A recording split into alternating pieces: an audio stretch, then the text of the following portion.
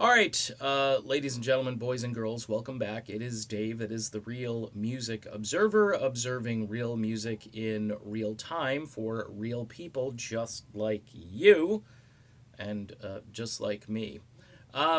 First thing I want to say, a lot of people have come at me with, well, you're the Fleetwood Mac guy, so you need to keep going on this Fleetwood Mac issue.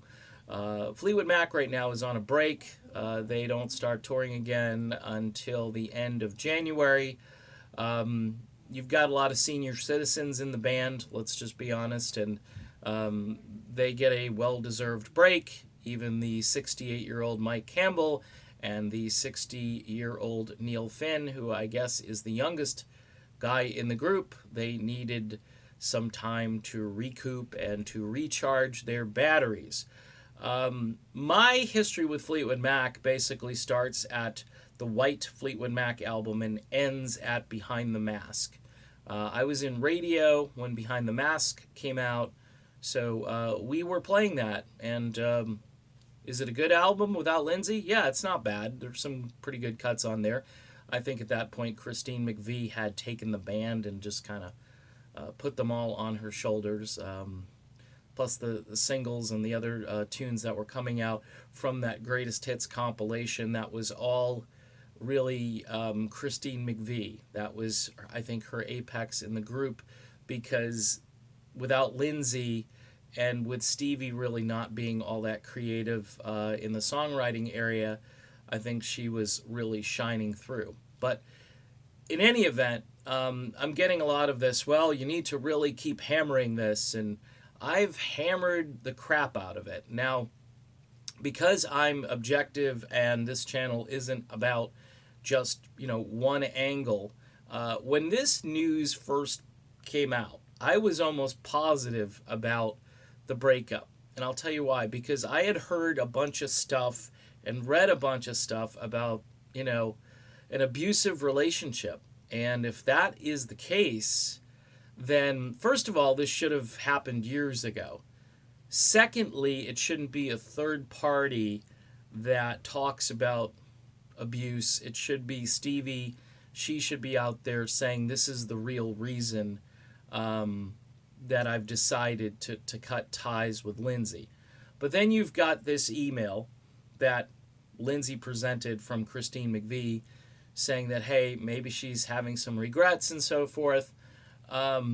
She really hasn't addressed any of those abuse allegations, and I know Stevie fans, they're going to stick by their girl, and I don't blame them, because she has endured a lot of things, and she has had some relationship issues over the years. She's had some substance abuse issues over the years, as probably everybody in the band had, but hers were a little more publicized and documented. I'm just trying to cut everybody's slack in this situation. I still think, based on the fact that these guys were going out and they were probably saying farewell, that cutting Lindsay and just saying, no, we can do this without him, was just stupid. But from a business perspective, it appears to be working out for them. They've got Stevie in the Rock and Roll Hall of Fame. You had, Mick Fleetwood giving a big speech and introducing Stevie not too long ago. Rock and Roll Hall of Fame, the crowd goes wild. This is a Stevie Nicks solo tour, okay? This is what you can equate this to. It's a Stevie Nicks solo tour with a little help from Christine McVie. Both of these ladies are aging vocally, and it's, if the fans like it and they're buying tickets, Irving Azoff, Mick Fleetwood, the powers that be, Stevie Nicks, they all sit there and go, why not do this? Now, again, is it fair to Lindsey Buckingham? It isn't, but how many more times can I do a video saying it's not fair? The whole angle here in this video is that there may be some underlying elephant thing in the room that Stevie needs to come out and address. If it has nothing to do with the smirking or whatever else they tried to pin on Lindsay. He wasn't willing to tour and all this crap. Um, you just come out with it. And honestly, if this were true, it should have come out years ago.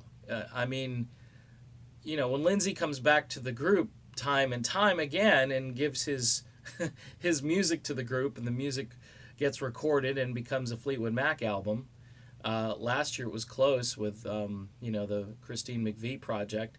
At a certain point, if all of this stuff that's in the closet or whatever is greater than the music and the relationships and the band and so forth, it should come out and it should be talked about firsthand, not third party.